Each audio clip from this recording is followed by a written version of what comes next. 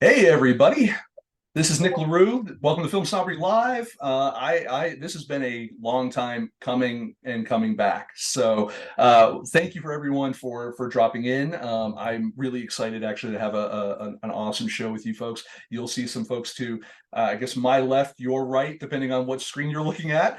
But I'm going to introduce them in a moment. I want to just kind of go over kind of a few things. So we're back. This has been a long time coming. We were supposed to come back earlier this year, but my office got completely demolished. So that problem kind of necessitated holding everything off for a little bit. Also, I got tapped to write a book, and when you do that, other interviews that are not necessarily done live tend to take priority. So I want to thank everyone for joining us. I hope everyone gets something cool out of this, and it's the first show coming back of hopefully many. So we're going to try to do this, I think, every Thursday now, if we can make a regular thing of it. That said, if you were not familiar with Film Snobbery, I hope you are. We're streaming live to Twitch right now, so we might get some people who are not familiar with us. We're an independent film critic review website. Not reviewing critics, reviewing independent films. And we occasionally interview folks like the folks that are sitting next to me here on the screen. And we also cover film festivals, and we do other fun kind of news and commentary stuff. You can see a lot of my shenanigans over on Twitter, X, Twix, whatever we're calling it now.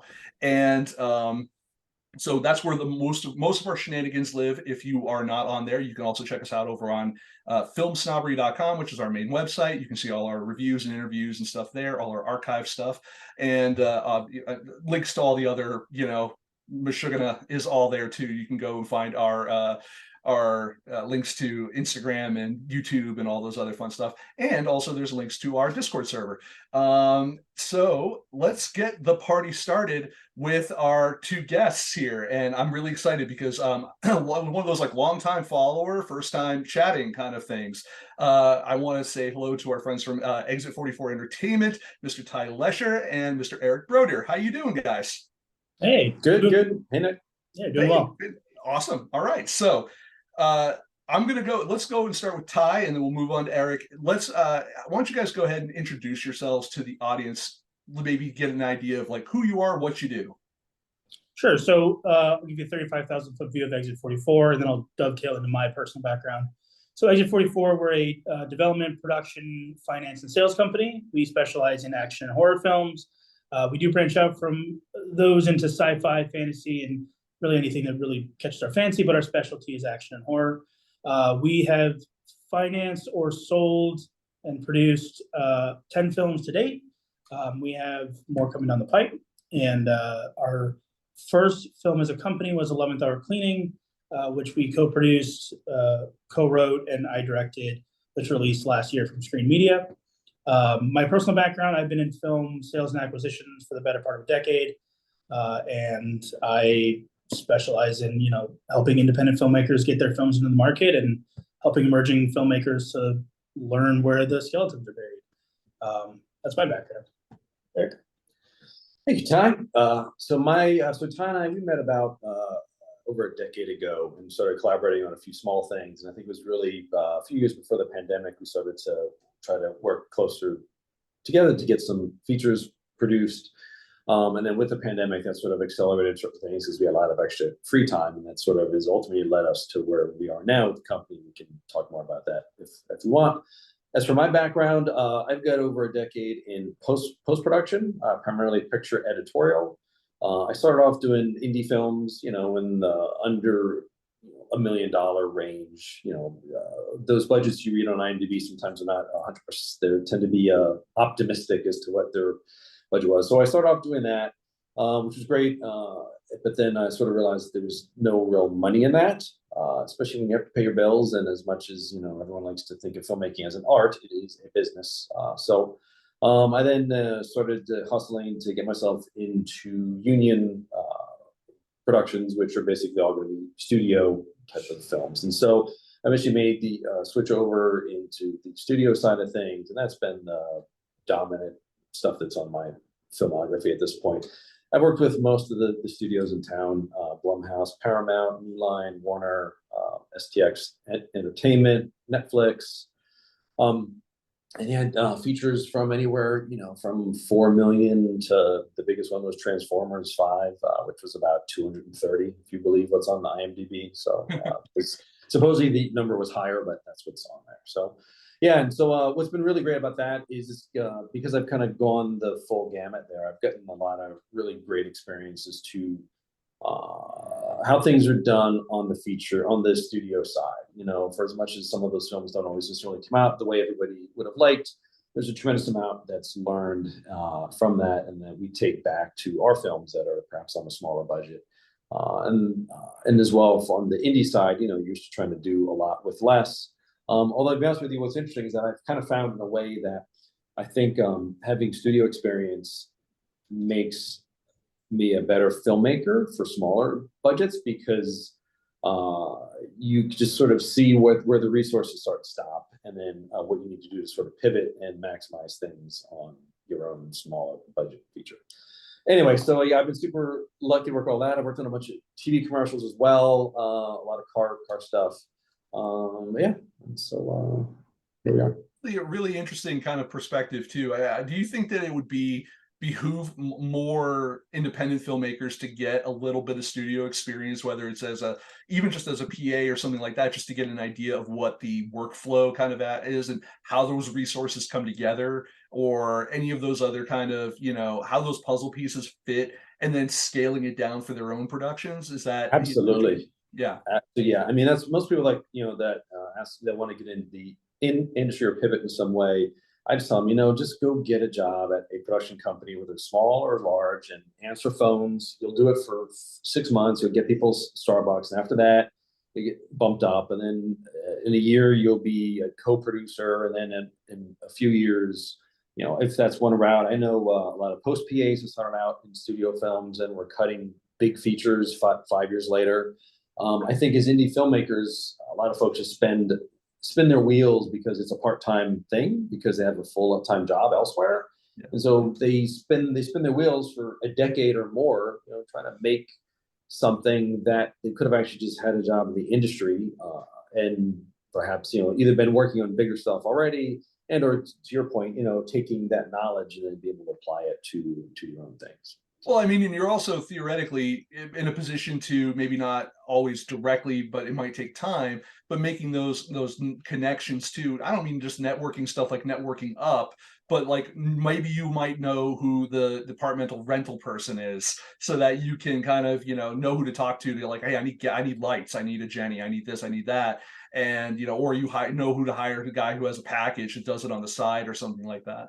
So I think that there's definitely merit there. I worked at the studios myself, so I where that helps me professionally, what I do is I having an understanding of, the process. And also a lot of times, like and you guys see this on like Twitter or whatever all the time, right? Where studio goes and does something, and then there's like 1,000 hot takes about it.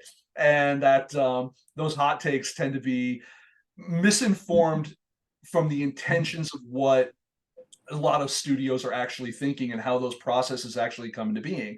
I've sat in those meetings, so I do understand that, like, some of it is cost saving, some of it is forward thinking, some of it is not, some of it is just the guy made a decision on a day where he got the wrong salad, or something like that. Yeah. Some of them don't make sense, but some of them are not as onerously done, or maliciously done as I think that people tend to believe they are. And it's really interesting how immediately the conversation is like, turn on all the execs. And I'm not saying don't. I would rather believe that first and then get the information. But I really do feel like there's an interesting kind of dynamic that is set there, that everyone above this level is an idiot and everyone below it is a genius, and it's just classic Monday morning quarterbacking at every level. But yeah, so between you, the two of you, I mean, I can kind of see where like the lines delineate a little bit between like sales and finance and stuff like that, and production, post-production, distribution, stuff like that. where do you think that where do you spend the most time butting heads in terms of like the responsibilities that you guys each have to Exit 44 Entertainment? Is it mostly, you know, trying to organize production, or is it more in the acquisition? Is it more on the sales side, the marketing side? Where do you folks tend to, you know, okay, we're going to sit down, we have to have the meeting about this because we're not seeing quite eye to eye or whatever? And how do you resolve those things? This is gonna sound like a cop-out question, but like we don't really argue that much over stuff. We are very similar minded. We're yin and yang on a lot of things in terms of like Eric comes from the studio background, I come from an independent background, but I'm kind of meet in the middle. So if there's ever a discussion or a disagreement on something where one of our expertise comes into play, we defer to the other person, but it's very rarely a argument. For the most part, it's just discussions. We probably spend most of our time discussing story, discussing scripts, discussing cast for upcoming films. Those are probably the three that we're talking about the most. When it comes to the financing, sales side, a lot of it is like we will watch a film. Yeah, we liked it. Great. Let's start talking to them about whether we want to sell it or not and what we can do to help them get it out into the market. But we usually go with our gut, and our guts are usually pretty aligned. That's good. Unless you want to tell them otherwise. No. Therapy. No, that's true. I mean, yeah, It would be fantastic, by the way, if he came right now and went, I don't know what you're talking about. We were arguing right before this show. Like, yeah. because I have friends that would throw me under the bus like that. My wife would throw me under the bus like that. But no, that's great. I mean, it also it goes to show that, like, you know, as long as you're setting expectations, there's an alignment that happens kind of naturally. And there's a reason why you guys decided to work together in the first place, because you both share ostensibly a common vision for what you're trying to accomplish. And what you guys are doing is a little bit different than what a lot of other production companies are doing as well. Like, one of the things that I really am admiring about what you're kind of the ethos of what you're doing is it's not just about creating a production company, go like, it's our productions, like we need to execute our vision. It seems to be more about, you know, getting other people's vision also, you know, made and executed and stuff like that. And I know that you, Ty, had one big goal this for 2024, and that was you wanted to get 50 filmmakers, you wanted to help 50 filmmakers sell their film. And that was kind of your big thing. What led up to that, and also why, and all of the things that go along with that? Yeah, I mean, the goal, the reason why we chose that number is one, it's a nice round number, but it's also very lofty, right? It's like 3 to 4 films a month on average. And our ethos and our mantra has always been that the more films that get made and get a chance to find their audience, the better. And so us finding filmmakers that have finished films or have films that are in post-production that they need a little bit of help to get to the finish line and get sold and get released is always something that's driven us as a company. And we want to help emerging filmmakers because we were all emerging at one point. We were all first-time filmmakers at one point. And understanding the business and the distribution side of it and the important deal points can be the difference between finding success in your first film and getting a second at bat, or having your first film be the only film that you ever make. And for me, seeing a filmmaker make one film and never get another shot at it because it didn't perform well, it breaks my heart. And so we want to help those filmmakers to figure out the path forward for them to find success with their film, to get it in the marketplace, and, you know, help them make the next one. We're big fans of like the Roger Cormans and, you know, the Jason Blums and stuff, who are making a lot of films and they're releasing a lot, and they have a very like do-it-yourself mantra. Lloyd Kaufman is another kind of big inspiration, and we really love those guys. We love what they do, and we want to emulate them.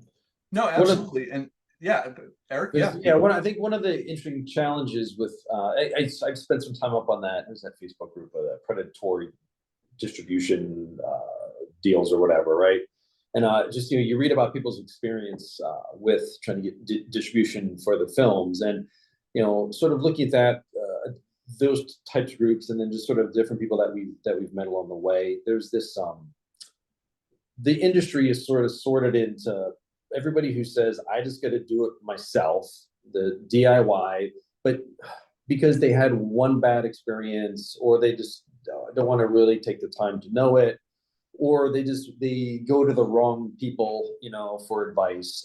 And then after that, there's nobody in between. I think the industry too, depending what you do in it, is filled with snake oil salesmen. There's sales agents that draw up these crazy deals. There's writing consultants that have never produced a film, but yet they're charging you hundreds of dollars for notes. The industry is filled with that. And as an indie filmmaker, a lot of times people are like, oh, this person looks like they were a great resource for this thing. And for some reason, the research doesn't seem to doesn't go beyond their webpage. They don't go to IMDb. They don't do any further diligence. And so what we've tried to do is, just because at the moment with where we are, we can. It's like, if a good film comes across our desk, it could be like, hey, let's see what we can do to help these guys. Because a lot of people, they're gonna just go find some sales agent. They don't know how any of this stuff works, and they get really angry and bitter that they got screwed.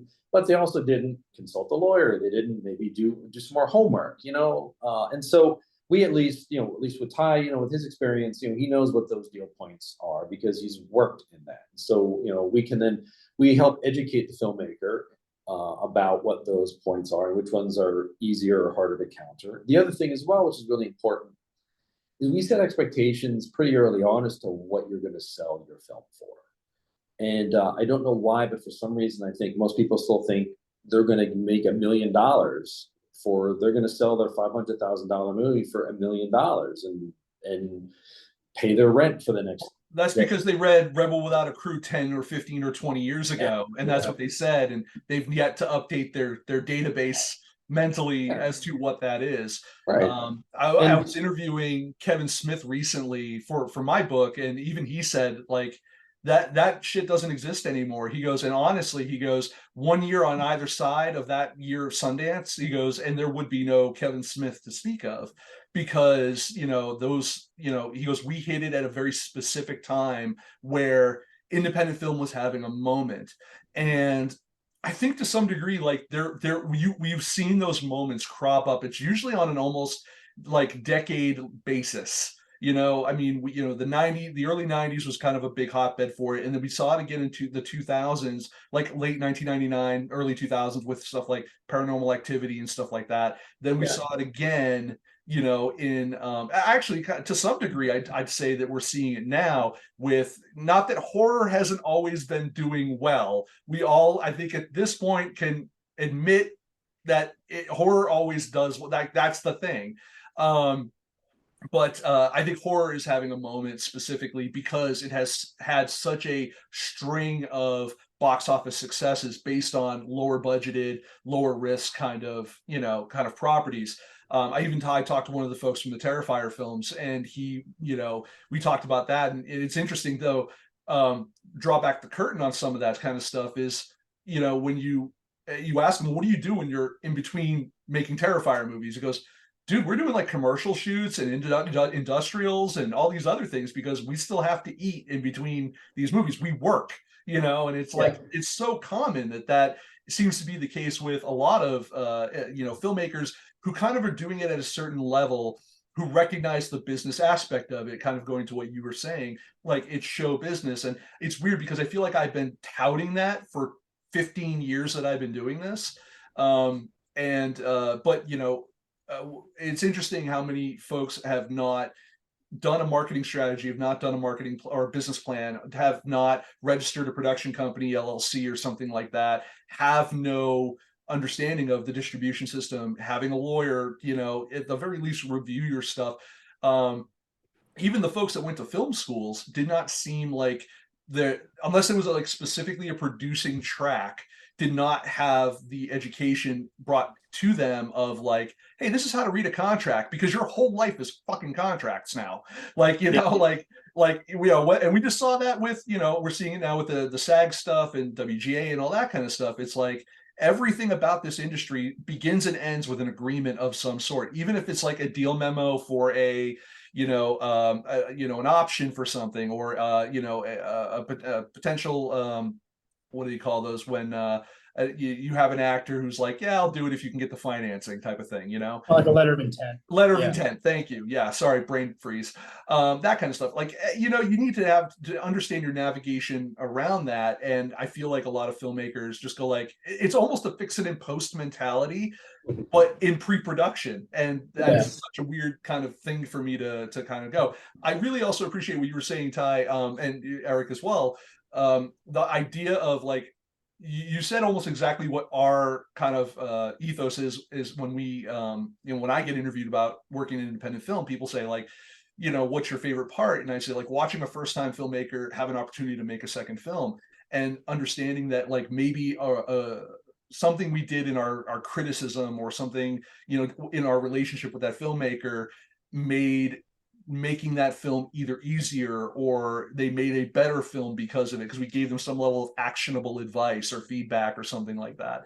And I think that especially for first time filmmakers, like this is already an industry of like so much and like it's built on a lot of like dream level, like almost stupid level thinking, like of like you have to ludicrously believe that you can accomplish this, and then when you do and you realize that like, oh no, this was just a series of steps that we took to, one after the other, and eventually we got to a premiere.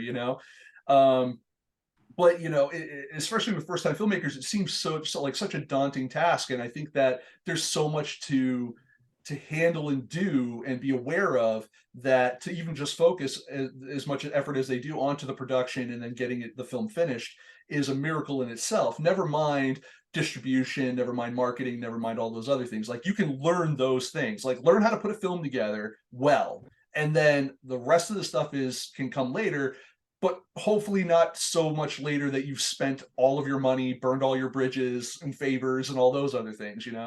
Having a healthy background in those things is nice. And yeah, so one of the things that so I was perusing your website prior to this, because I like to do a little bit of research occasionally. I say very occasionally. Usually I just wing it, but here we are. And I wanted to, one of the things that you guys that really attracted me, because I come from a technology background. I was a network engineer for many years, and so one of the things that like just came out at me when I was looking at your website was when you were talking about data-driven financial models, which is a mouthful of words that most people probably don't understand. I love it, because I love data. I love analytics. I love granularity, and all those kind of things. And I know you were talking about this in terms of like presenting to investors in terms of like mitigating risk. And I would love to know kind of like, what is that process like on your end? And is that something you feel that other filmmakers can emulate? Yeah, I think we live in a time now where data is everywhere. And the more data that you can collect, the more data you can use to make smarter decisions, and to get people to buy into the system, or to the film, or to whatever it is that you're doing, by showing them like, we've done this before, this is how this works before. And every film is different, every film comes with inherent risks. But what we're seeing now in the industry at large is that a lot of films are getting financed off of debt, from pre-sales to distributors to streamers to foreign distributors, and a lot of that comes from the data that they have. So Netflix has their own internal data. They used to make their decisions. We as a company have our own internal data that we use to make our decisions. And I think for us, the biggest thing is making the film for a budget that the market will sustain. And what I mean by that is, I think a lot of filmmakers go into it with the idea of, I wrote a script, someone told me it costs $5 million to make, I have to make it for $5 million. But the likelihood of you making $5 million on that is low, unless you get a big star. So you should be trying to make it for less. And so we reverse engineer our budgets for films that we finance, for films that we're going into production on, that looks at the data first, looks at what the market will pay first, and then goes backwards to find out what the budget should be, and making sure the script can be shot for that amount of money. And I think I'll finish this and then let's jump in. I think what it comes down to is independent filmmakers on their own probably can't emulate that because they don't have a large data set. But that's where partnering with sales agents comes in. That's where partnering with distributors comes in. They have that data. You just need to find a sales agent or a distributor or a producer that has access to that, that you can tap into to kind of find a similar model. But go ahead. I mean, I think, and what's kind of one thing, I usually try to state this at the beginning and just didn't think of it in time, but if you're fortunate enough to be able to pitch a project to a studio and they buy it, you don't have to worry about the money. You just negotiate what you're going to get paid. But whether they're going to spend $5 million or $50 million on it, it's handled. And you, as the filmmaker, don't need to worry about how that money comes around, right? And everybody can get to that point at some point.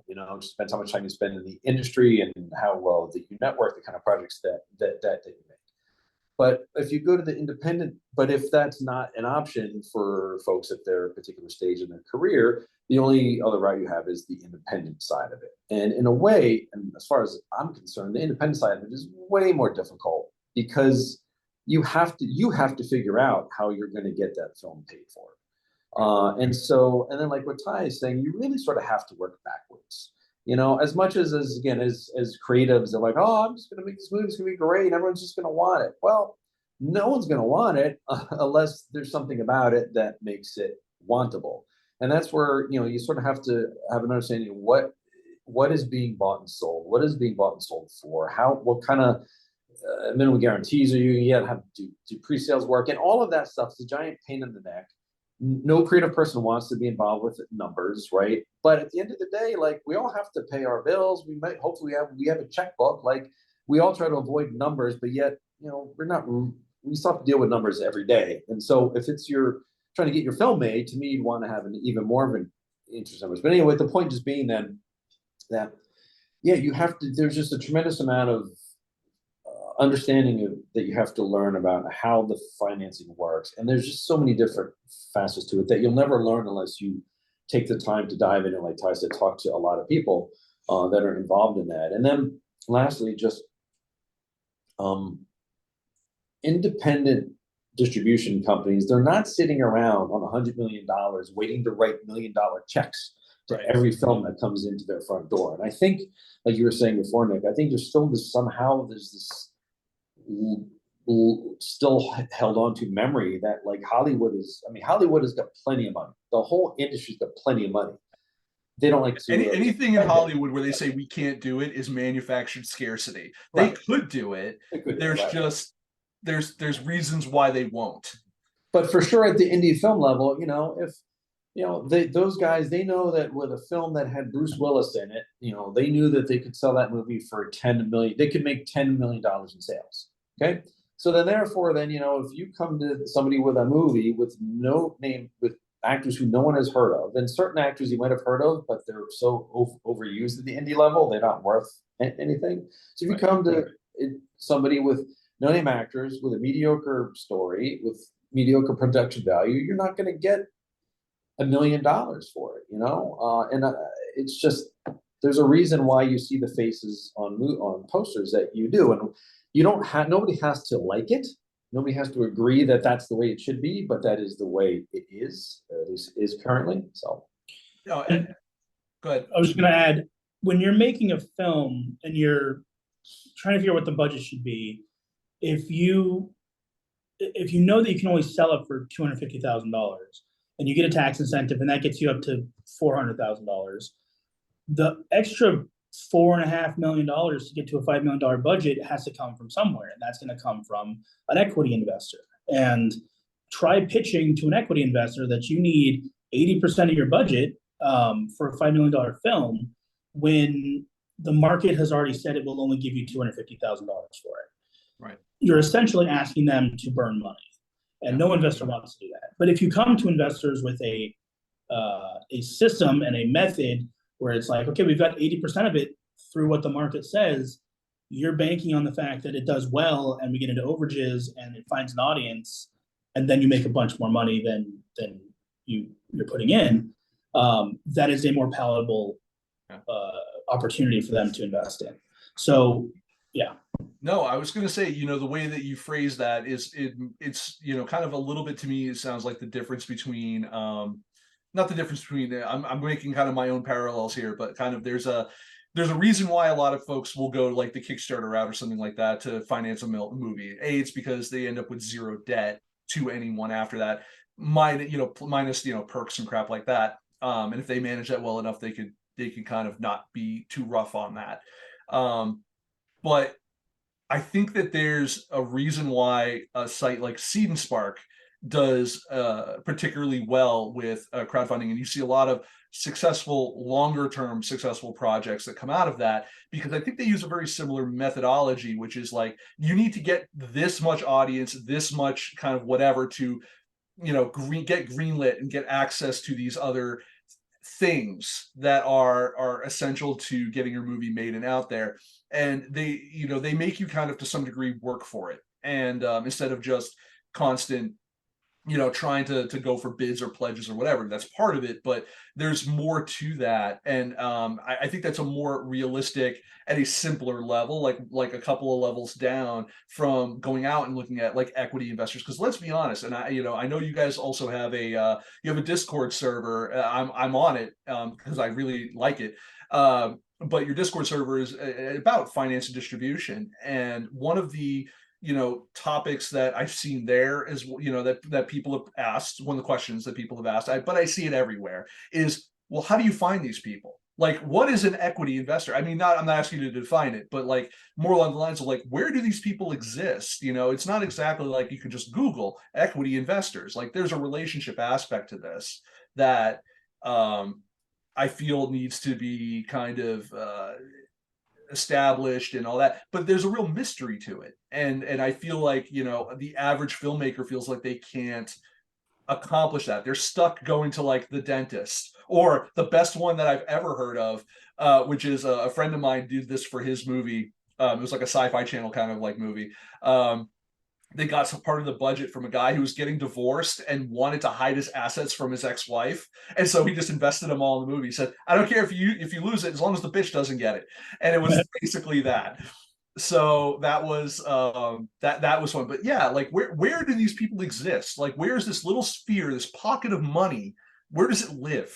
Well, I think you've identified one aspect of it. I mean, I literally think there are films that are being financed by from smaller towns and areas, by dentists or business owners. I think there's the occasional person who just wants to have a huge write-off. Yep. Because after that, it goes into the higher budget indie side, where you're talking about films that are into the millions of dollars, and there's a whole very little network of people that that shop those things around, but that they're specific to that. But they're looking at films that need to have named talent. The budgets are higher. But I think for an indie filmmaker, because we keep running into folks who have run into someone that has given them $250,000, $500,000, and they've either spent all the money and not made a film, or made a very mediocre film that will never recoup any of that money back.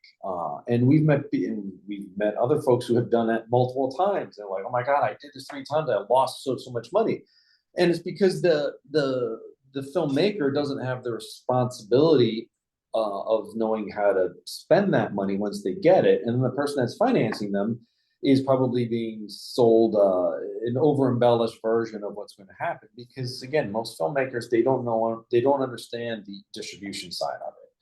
And we see it time and time again on pitch decks and other things, that people are like explaining why this movie is going to be great, and you might as well have copied and pasted it from a business plan software from 20 years ago. Like there's just the look, this John Wick did great, so our movie's going to do great. It's like, well, John Wick's John Wick. Like, there's all that. That's like saying that your Etsy store is going to be the next Amazon because you both have this one item without understanding how scale works and, you know, in other types of resource aspects. Yeah, no, I get that. And also, you know, I think that I actually ran into this when I was doing the proposal for my book.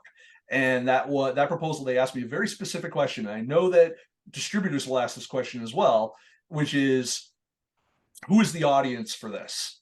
And I think a lot of filmmakers are tempted to say, everyone in the world should see this. Everyone's my audience, without understanding what like a total addressable market is, you know, without understanding like regionality. Like, okay, you're going to make this like, 120 page drama that is a very relatable story to a very specific segment of people who only live here.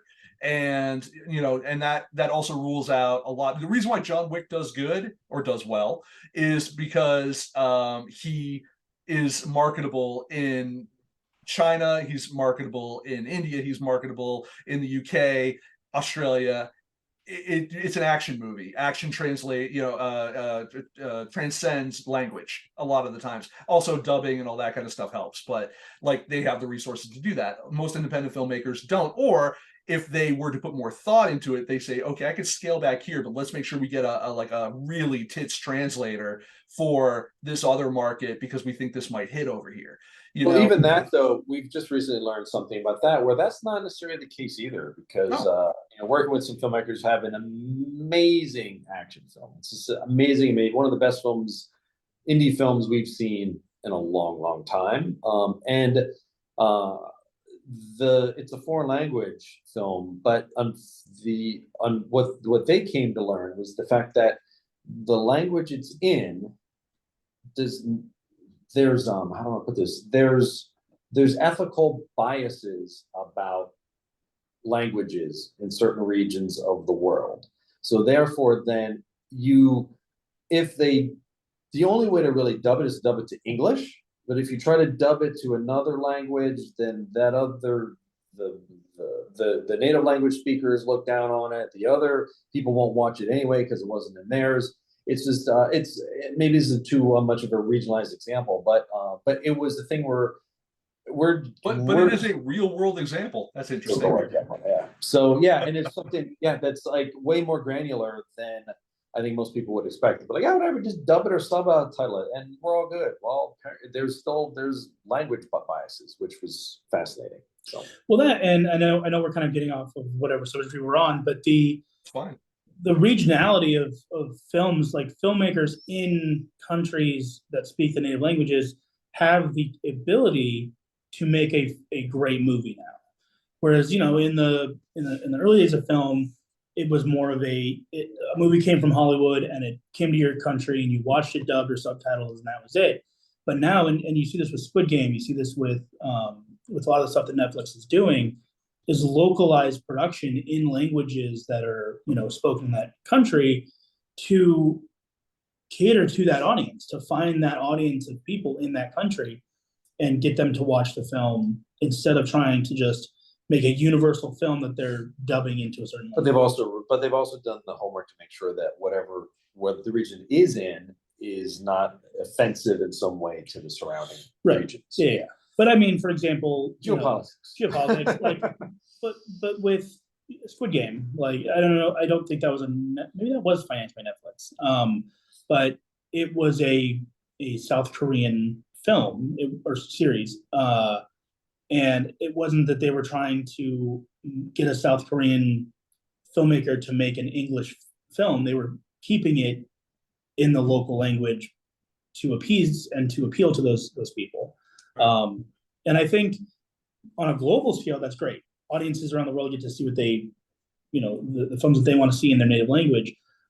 But on a more micro scale as to independent films in the US, I think it's going to drive down international dollars coming in because those dollars are being spent locally.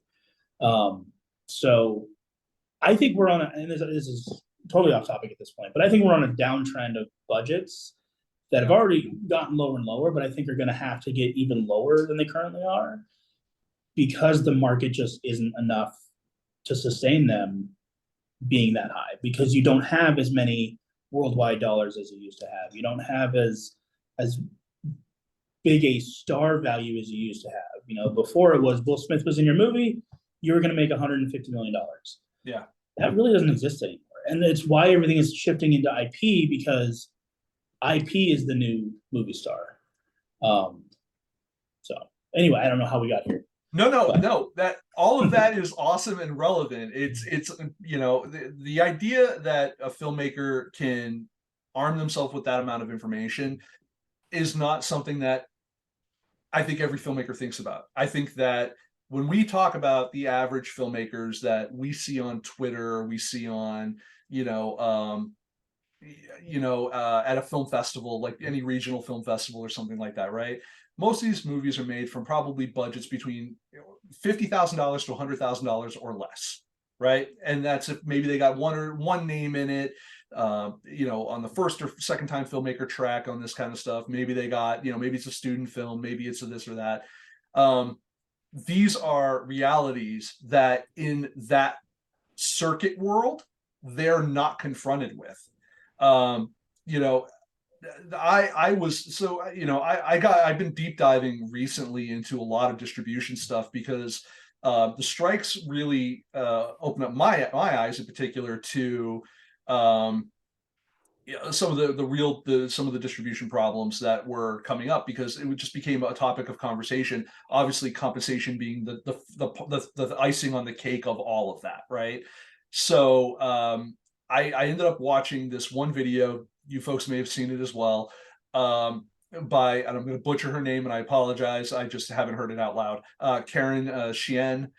She was addressing the Color Congress, and she is a film distributor who she takes movies from places like that have been like banned in China and tries to get them out of China and then distribute them worldwide, or to at least, to segmented audiences who might want to see those movies, so that those filmmakers can get their stories told.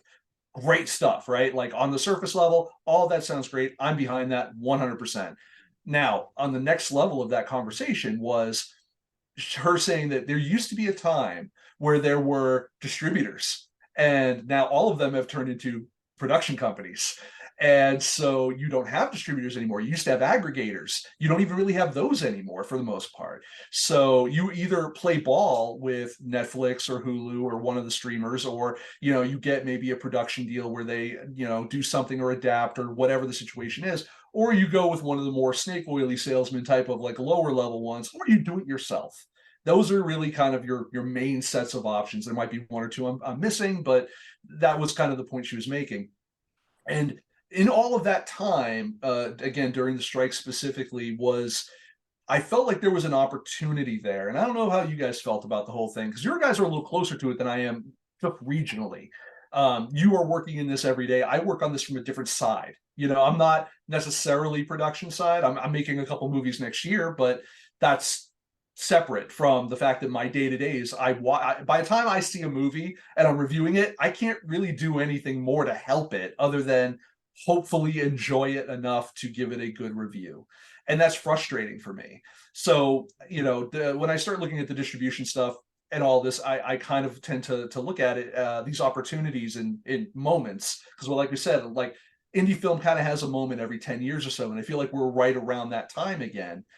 And that time is like, we could have gone and recreated to some degree a more modern version of a United Artists, or something that would have gone well. The point she had made was that what that would require is for a couple of people to lay on the grenade, so to speak.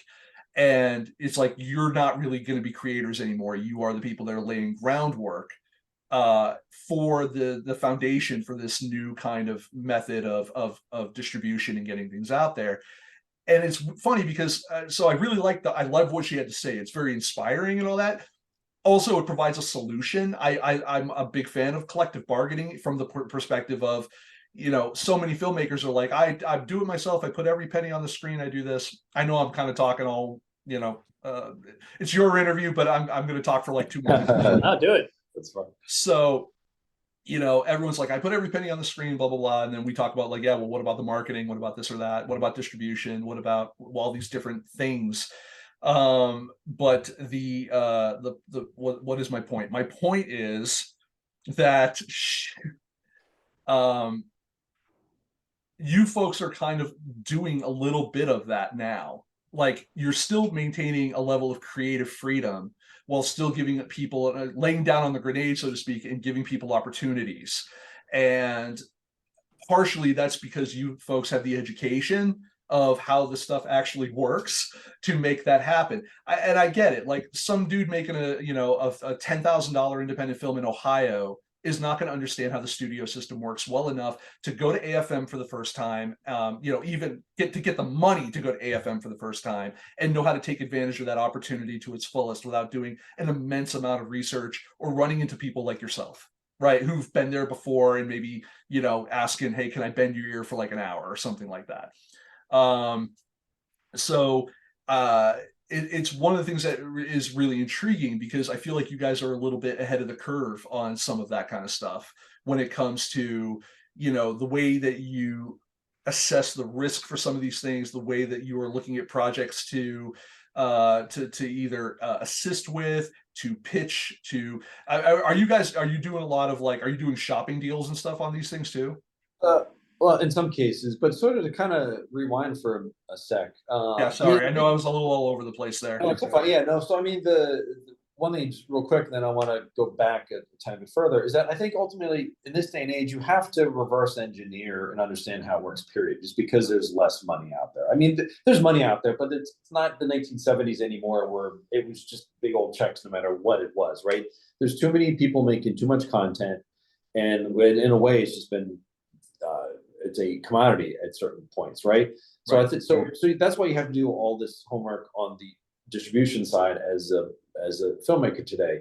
But you made the comment about people are looking at how is there some way to have a like a united artist in this day and age with other indie filmmakers. I know a lot of people are looking at that. I know they're looking at that based upon certain groups like Latinx and whatnot, other underrepresented talent. But the catch to all of that is there's I don't want to put this, like you still have to earn a seat at the table, right?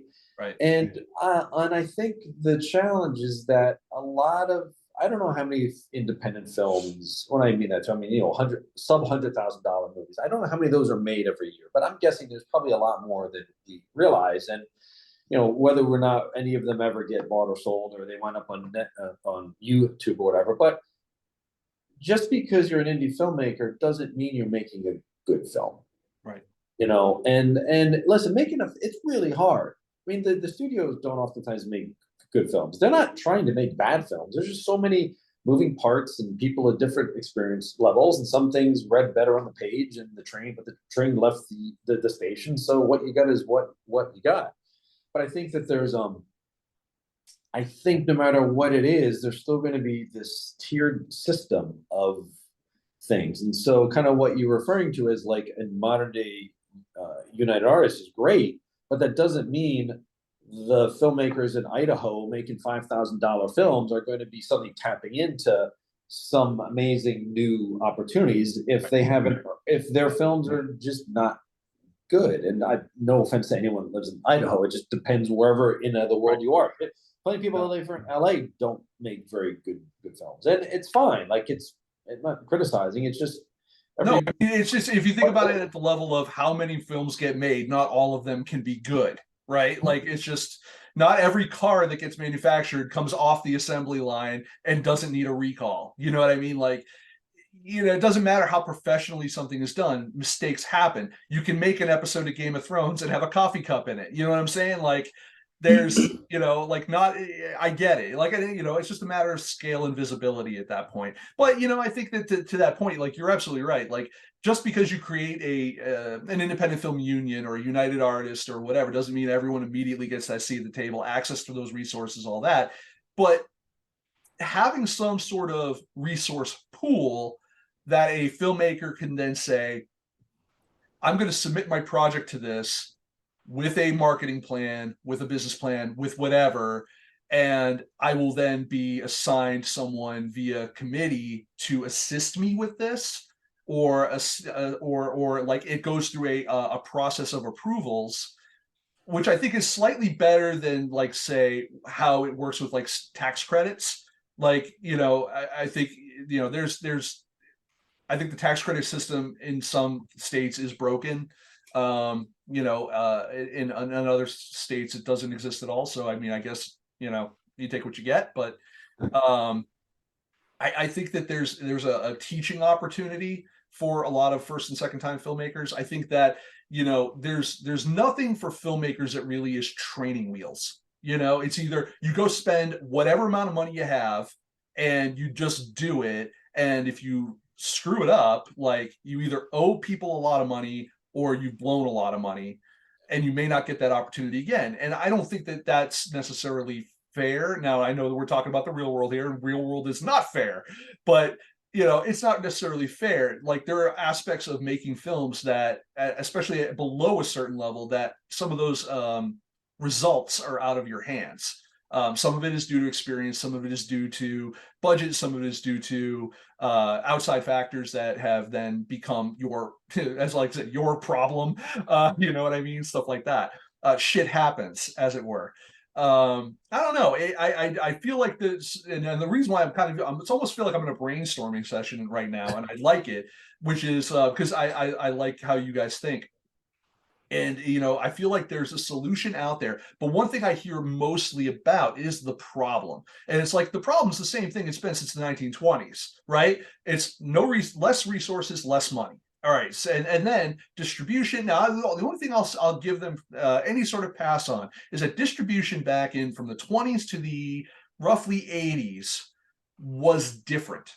And the reason why it was different is because you could go and four-wall slightly more successfully, and create experiences and event marketing and stuff like that in a way that were a little bit different. The Reagan era kind of put the kibosh on a lot of stuff like that, and then but we have had instances where, like, good marketing has gotten films better recognition. Again, I'll use the Paranormal Activity example. I'll use the Blair Witch example, Terrifier. Obviously horror is a very easy one to lean into on that because it's iconography, right? But branding to some degree, and so, like, you have a lot of that. When you folks are looking at distributing films that you guys are either working on or doing, what is the lens that you look at that through? Like, what do you let's take any oh my god, I'm just blanking. The one you Life Without Cleaning. Yeah. Cleaners cleaning. Sorry. Cleaning. Yeah, nope, you got it. All right. So, like, let's take that for example. What was your marketing, like, top level? What was your marketing strategy for that, for that movie? For that one, and for most of the films that we work with, I think it's a lot of publicity. It's a lot of reaching out to podcasts and interview sites and review sites and getting the film into hands of audience members that can spread the word on it. When you're an independent film, you don't have a huge P&A spend that you can put a bunch of money into ads and hope for the best. You have to rely on word of mouth. You have to rely on websites and blogs and the community rallying behind the film. But I think it's getting easier to find a film that matches your taste. Mm-hmm. And so I think it really comes down to knowing who your audience is, like you talked about earlier, right. Knowing the type of film that you're making, and knowing how to make a film that audience wants to seek out and find, and then wants to watch it when they do find it. So for 11th Hour Cleaning in particular, we had a publicist who was wonderful, AJ Fuhrman. She was great. We got picked up by, like, Bloody Disgusting and a couple other Dread Central, I think, did some coverage. And it's maintaining the relationship with those people, with the press. So many people want to just use the press when they need them and not have a relationship with them. And that goes for everything. You need to build the network before you need to use the network. Well, and I think too, I mean, we could have done a lot more to promote and market that film, but our goal, we had a very specific goal in mind for that film. That's the thing too, right? Is that it was sort of like we wanted Ty to get his first directing experience with a feature. And it was really just sort of like we wanted to go through the steps of making the film based upon what we knew we could probably sell it for. So we spent very little over what we sold it for. So everybody got paid back really fast. And it wasn't really about trying to earn $3 million on it. It was a proof of concept in a way, and it basically paid for itself the day that we sold it. And that was perfectly fine because that's all that it was intended to be, you know. But I do think marketing better than I. But I mean, I also think too, there's the whole thing like with Kickstarter, right? If you want to do a Kickstarter campaign, you're going to do a lot of legwork in advance to shoot these videos and provide all this other information. And I think if you're going to do that with your independent movie, it's the same thing. Like you're going to be sitting there spending some really solid time pulling stills and getting interviews and not just regurgitating the same three things, not just doing like something where somebody shot themselves in the camera or sitting on the toilet one morning, like trying to do it for real and have a lot of stuff and have it go out over time. And most people, and this is us included, you just don't have that time. You don't have the time to sit there every day to develop that much stuff and keep going for that long with crossing your fingers and hoping that it's going to wind up with a few tens of thousands more dollars of revenue. But I will say that you folks have one slight advantage over, I think, a lot of people. And this actually will dovetail to my last question because it's an easy one, and then we'll wrap it up. The question being, like, there's two of you, right? And ostensibly, when you're making movies are a collaborative kind of, by nature, mostly a collaborative kind of endeavor. But you folks kind of work together on a more like long-term, like plan basis. You know what I mean? Is that something you recommend for? I mean, there's always conversations about like, filmmakers and their producers, right? Like they tend to work hand in hand, or even a lot of times they're also used to hear like as the director and their editor or something like that. In your case, also, yeah, post supervisor, post editor, producer, all that kind of stuff. I think that's I think that's very helpful because you're getting alternative views, you're getting alignment of goals, all that kind of stuff. And actually that's also another good point of what you were saying is like the idea of setting goals and setting expectations for a particular project, I think is important. I mean, it's not necessarily about always I got to go make $1 million on this. I think sometimes it's just like, okay, I need to get this credit because this gets me to the next thing, and then that gets me incrementally to where I want to be. And that also I think also keeps you from being disappointed in that. Do you guys feel that having a producing partner or someone that you're working with on these long-term goals and stuff like that is absolutely vital or important to kind of how the success you guys have had? You want to go first? Sure. I think having a partner. It's real awkward if either of you say no right now, by the way. I could tell I've been actively trying to get out of it. Yeah. No, I think it's important to have sounding boards, to have partners, and that's why you see editors and directors working together over and over again. That's why you see directors and producers working together over and over again, because you develop a shorthand and you develop a working relationship that lets you be collaborative and works to your strengths and works against your weaknesses. And so you end up being very balanced. I also think that it is important to have those goals in mind and to have the long-term career in mind, because your first film doesn't have to be a home run. It just has to be a single, because careers are made off singles. And if every once in a while you get a double, great. You get a triple, cool. You get that one home run in 5 years, 10 years, great. But you could have a whole career just hitting singles over and over again and just getting a movie that makes its money back, makes the investors a little bit of money, and you roll it in the next one. I think a lot of filmmakers make a film thinking this is the only one, and this is going to launch me on my career, and CAA is going to tap on my door, and then I'm going to direct something for Sony. This is just not how it works. It could happen. It could, and it happens to a few people, and it's a relatively short list. But I think most people need to you need to presume you're not going to be that guy. Yeah. Or girl, whatever, you know, you aren't going to be that person. If you That are, person. awesome, but don't presume you are. Yeah. It's like you're making your retirement plan, buying lottery tickets. Yeah, there's going to be a lottery winner. Is it going to be you? Probably not. So don't bank on buying your house with lottery winnings. You have to put in the work. You have to have a longevity of a career. Because if you're so focused on the first on this movie and you're not thinking long term, it's very easy to make missteps that aren't going to get you where you want to go. And then I'll Yeah, I think I don't know, for me, okay, so a little bit more about me. You know, my first career was in IT. You know, I worked for a lot of a fellow nerd. Not gonna...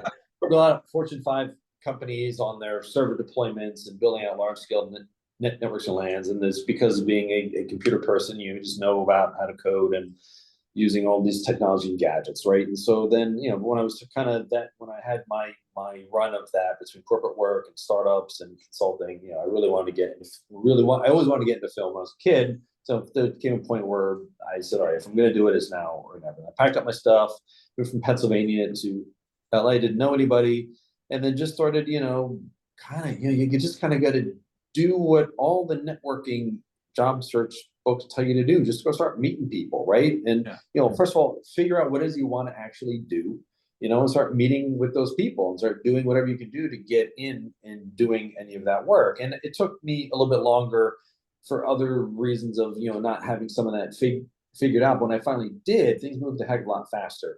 And then, you know, and sort of looking back on it and the other people who we know, I think the biggest, I'll say mistake, it's not a mistake, but you need to network and collaborate with people who are more experienced than you are.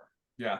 I tell my wife all the time as well. And I'm sure I could probably stand to use a dose of my own medicine, but I'm probably going to say this in a way that's going to sound worse than what it is, but I tell her, tend to network up, not over. And I don't mean that in terms of like status per se, but experience level, people who understand the inner workings of these various things that you're trying to be in, because having that information is absolute clutch when you're trying to, you know, advance your own career. Networking with people at your level, you're all just basically passing the same hat around. It's kind of, you know, whenever you see a lot of filmmakers, and hey, you know, I get it, everyone wants to be supportive, but when people like a bunch of broke filmmakers are all passing around the same hat, the same, you know, their various Kickstarters, like, it's great, I want people to succeed and all that, but like, you're all just basically passing around the same $5, or you're all basically, you know, you're on your festival circuit. And, you know, yeah, it's nice to have your festival buddies. It definitely makes you feel more secure in you know, what you're doing and all that. Understandable, but you're not, where are you going after that? And, you know, has anyone helped you show you a roadmap on going further? Because this is not an industry necessarily like other trades, right? Where like there's not really like an apprentice, journeyman, master kind of situation. You really just have to meet the right person who understands or has I don't want to use the word but like in knowledge wise, you know, to something that you may not have been aware of or thought of. And yeah, that's the nuance to some of that too is, just because you're like, oh, I'm working with this producer who's made 5 features, but if there are 5 features that you don't know any of the actors that are in it, you've never seen the movie, if you dig for it, you'll find it somewhere. But like, that's the thing too. It's like, you know, and maybe at the very, very beginning that's good, but if you know, but you want to be, the thing you want to be working on, the type of show you want to make is who you need to be working with, right? And so there's no point in working with a producer who's made 25 short films that no one has ever seen. You know, you want to go find somebody who, and maybe their first 5 were that way, but then the next few now suddenly were, you know, on a streaming platform, not just because you can get on any streaming platform, but like, you know what I'm saying? Like, there's got to be some legitimacy to each one of those, such that you realize that person, that producer or that director or whomever it is actually going up and up and up, not just continuing to sort of come out with the same sort of stuff every year, the same, you know, $30,000 film every year, not making any money. That's not that's not who you should be working with either. And I think it's an artistic progression as well. It's not just an everything thing. It's you as an artist need to be making something that improves upon the last thing that you made and increases what you are as an artist. And just continuing to make the same thing over and over again, or the same type of thing, isn't going to get you to the next level. It's just going to keep you at the status quo. And if some people are okay being there and that's where they want to be, and that's fine. But if you have the aspirations to go higher, you have to be improving on each one previously. There's two things that I wanted to share. I know we're a bit over time, but we always talk about, we equate it to like baseball leagues. There's the minor leagues, there's AA, AAA, there's the majors. Knowing where you are in those hypothetical, sports leagues of filmmaking allows you to know who's above you, who's below you, who you should be helping to get to the next level, and who you should be looking to help you get to the next level. Having that self-awareness of where you are, I think, is really important. And the last thing I'll say, and then if there's any closing thoughts, but I think Jordan Peele said something like this, and I'm paraphrasing. We're all trying to climb out of the same hole. And once someone climbs out, it's their responsibility to look back and put a hand down to pull the next person up. And so you need to be looking backwards to see who you can help pull up, and you need to be looking up to see who's extending that hand down to help you.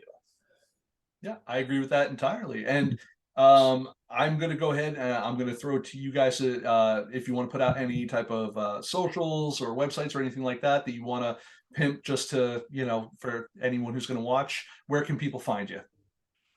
First, I'm terrible at my social. I'm on social, but I don't spend enough time on it. Every time we do one of these, I'm like, I better go back up and catch up on my stuff. So I'm not going to bother. You can follow Ty, and then you'll find me. Yeah. For me, you can find me on Twitter or X. It's at Ty Leisher, TYLEISHER. I'm most active on Twitter. I'm a little on Instagram.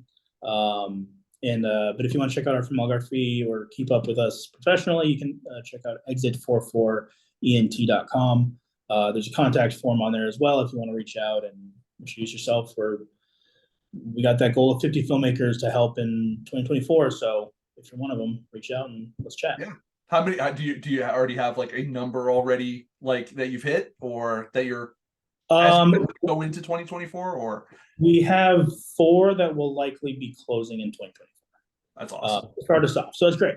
Look, even if it was one, that's one more than a lot of other people are helping. So I'm happy with that. No, I appreciate that. I want to just give a shout out to a couple of things on my side. So we have a new podcast that we're actually going to be hosting over on FilmSnobbery. Ty is familiar with it. We are hosting Bolded Slugs. That is about screenwriting, and so we're going to be talking. We're going to have that over on FilmSnobbery shortly. I believe we're going to have that in December, I think, is dropping. So that's going to be fun. Obviously, you can check us out over on filmsnobbery.com. We're there all day, every day. We're open 24 hours, so to speak. Unlike most things in LA now. And what else? Oh, you can find us over on Twitter, X, Twix, whatever, at FilmSnobbery. We're also active on Instagram, where we're film_snobbery. Someone snagged the other one. And we're also hopefully we're going to be back again around the same time next Thursday, where our guest will be Brad Johnson, who is the gentleman who runs the Gray List. He's also a screenwriter and a filmmaker himself. That'll be a really fun conversation. He and I were in a writing group together before, so he and I already kind of know each other, so that'll be really good. We have heard each other's horrible accents reading each other's work, so that's always fun. So I hope everyone joins us again next week, and until then, that is all. Thanks for stopping by, and we'll see you next week. Bye. Thanks for having us. Thank you. Bye.